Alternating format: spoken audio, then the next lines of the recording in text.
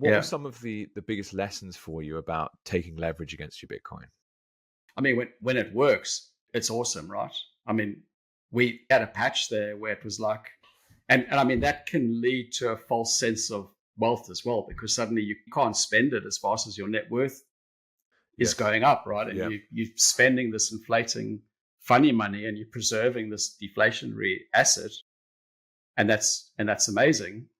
But not your keys, not your coin, and the BlockFi thing. So we were back in Australia.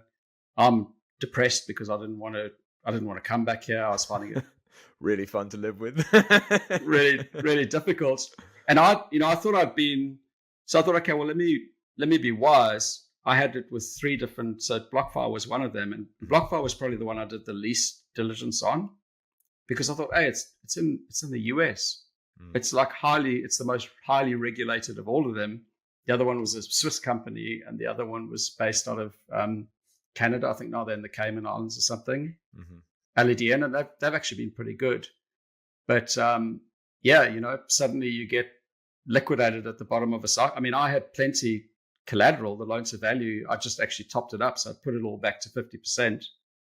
But then you discover that they've been re-hypothecating your Bitcoin. The business itself was underwater. And then they denominate the debt to you in dollars, right?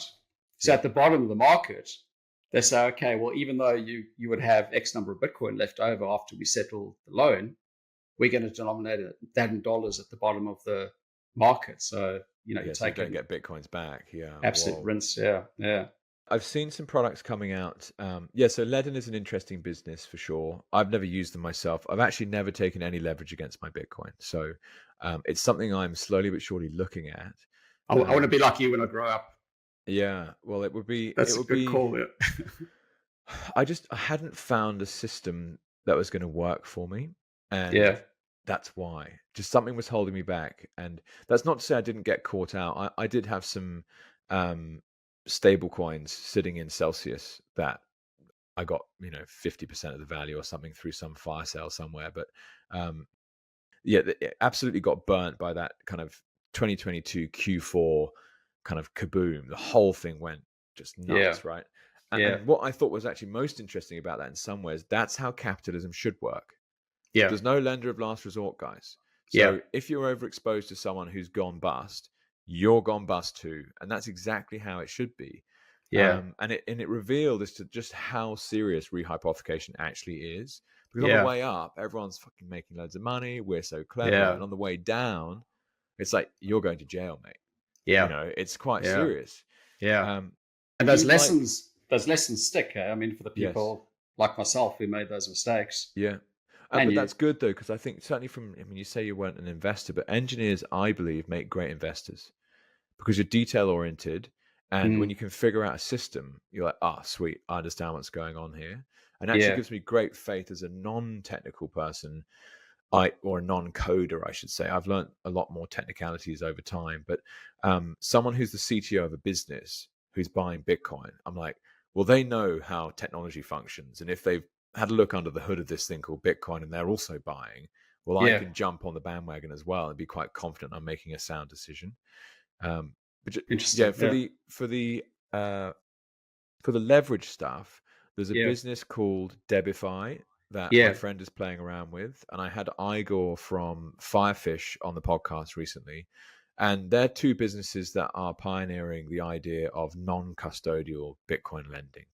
So the Bitcoin never ends up in someone else's hands other than in like an escrow account, essentially. Which is a multi-sig with 3 keys. The lender keeps a key, the borrower keeps a key, and the platform itself is like a mediator.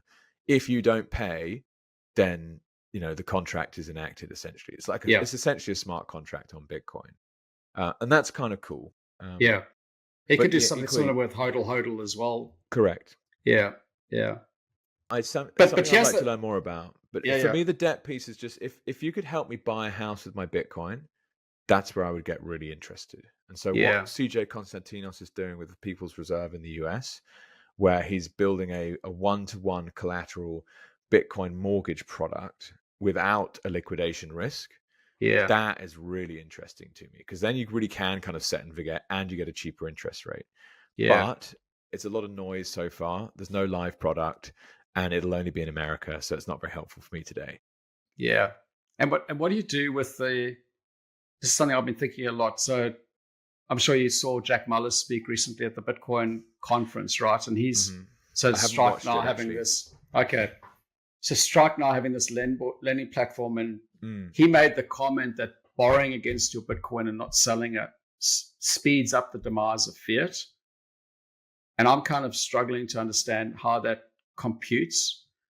And I can't get away from this reality that at the other side of this loan that I'm taking, that debt is being issued. So it's this, I think for me, one of the major eureka moments with Bitcoin was understanding that it's thermodynamically sound. So we understand that there's nothing for free, but somehow when it comes to fiat, which is just decreed into existence as a debt, the reality is that somebody somewhere pays. So I'm thinking, okay, cool. I mean, even with our house that we sold, it tripled in nominal value in 10 years, purely through inflation. You couldn't buy anything else with it. Wow. It was great because I could make a nice allocation to Bitcoin. Yeah. But that growth didn't come off the back of additional demand in the area, we hadn't invested a whole lot into the house or anything. That is just purely off the back of debt being issued to, it's wealth extraction. It's economic slavery at the end of the day.